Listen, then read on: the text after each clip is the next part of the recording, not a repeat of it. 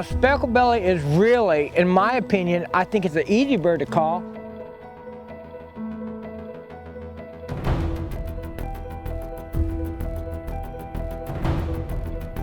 You gotta master the 2-note before you can do anything else.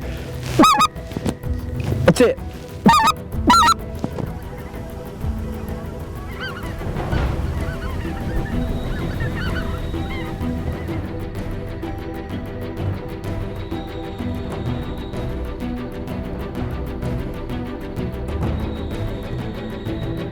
Blast of air that stays the same, and what you're doing is saying actually hee hee ha ha.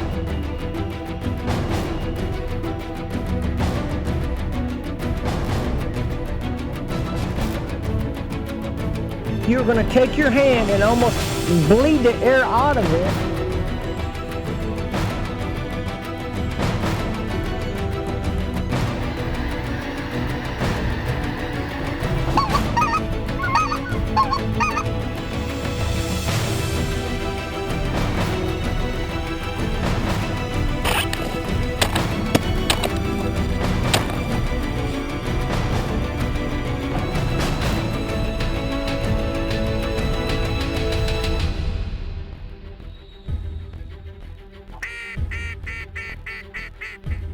I call them laughing geese, barking geese, white fronts, but the proper name is going to be your specklebellies.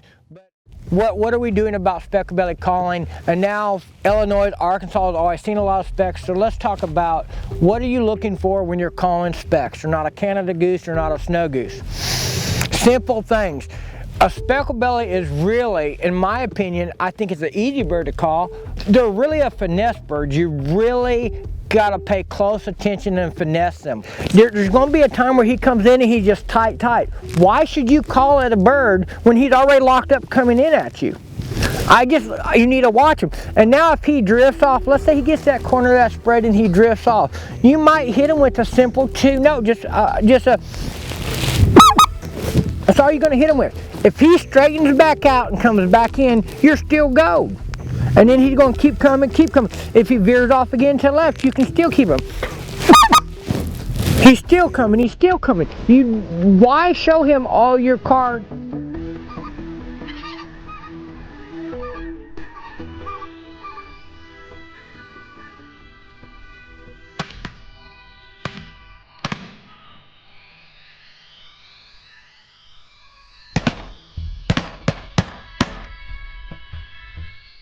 But all of that is reading a bird. When it comes, you know, I've been around a lot with the Canada geese, and we would just call, and there was a little bit of reading a bird. Now with the speck, it's a lot more reading a bird. I mean, I think calling is a fourth. Another fourth is your decoy spread, and then half of it is watching what that speck does and learning what. I mean, he's really leery.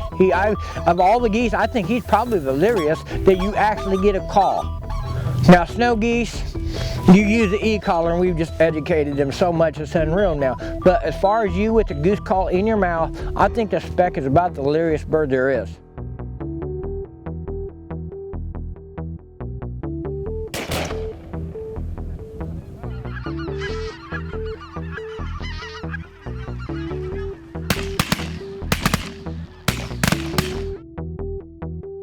Lived in this house about 42 or 3 years. Few specklebellies have been here for probably 15, 20 years. But in the last 3 or 4 years, the specklebellies have really multiplied. I assume that they're getting to where there's more and more of them up north. But either that or they like this area here, one. There's plenty of rice, plenty of soybean fields, plenty of food. Blowing a speck call is easy. I've had a lot of people, they've said, hey, you know, we got tons of specks, What you're going to hear is pretty much 2 notes. That's it. And what you're actually doing is, we'll show you close up, you're going to take your hand and almost bleed the air out of it, and then you're just going to go, that's the speck. And then, like a goose call, if you're mostly a regular straight goose caller, you're just going to add your hand, and it's the same amount of air.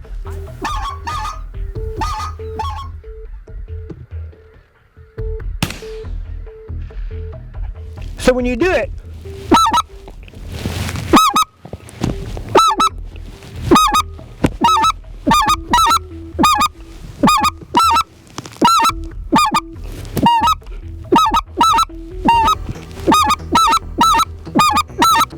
that is 2 notes of speck calling.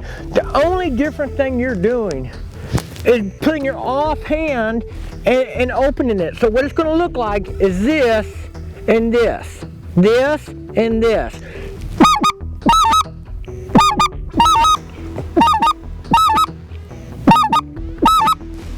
You notice there is no change in my rhythm of calling, and so many people are trying to grunt harder and blow harder, and it's not. It's one blast of air that stays the same, and what you're doing is saying actually hee hee ha ha.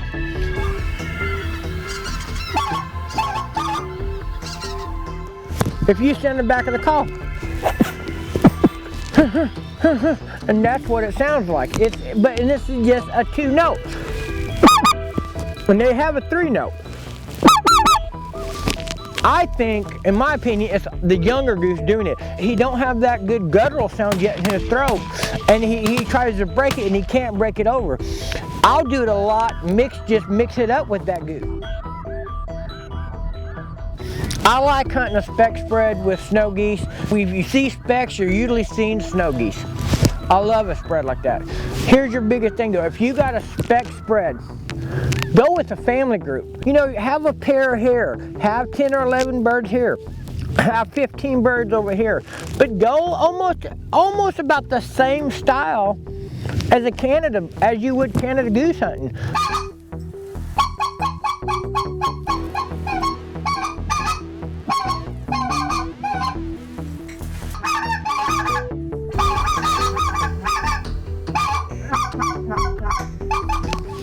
I hear that sound more on water than I ever do in a field.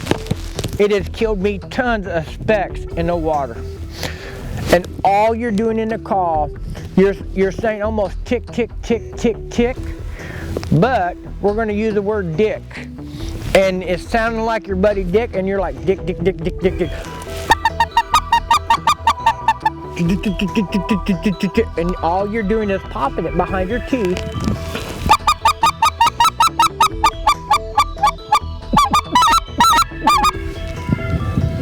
And then you're going to simply put everything else together.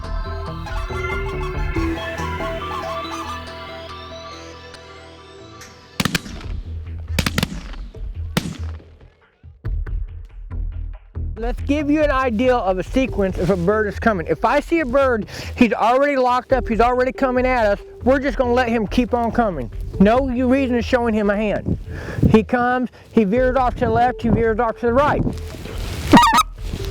I watch him, still he's not coming straight. Now he straightens back out for me. We're going to keep that bird on a straight line coming to us. Why do you hunt the bird? Let him hunt you. Let the bird, you know, sounding like a natural bird is going to kill you more birds day in and day out, and then you blowing 50 and 60 notes and just screaming at a bird and screaming at a bird. Them birds have just been screamed at all the way from Canada. And the best callers in the world know it. So if you be patient and just sound like a single speck, them 2 notes will kill you day in and day out more birds.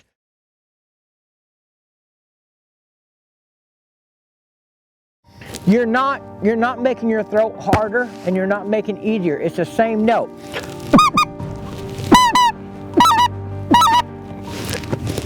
Loop reel. Wow.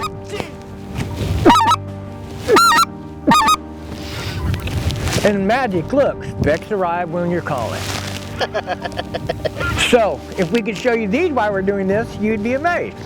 And all we're doing is going to keep with these specks here and let them decide. They're pumping their wings right now.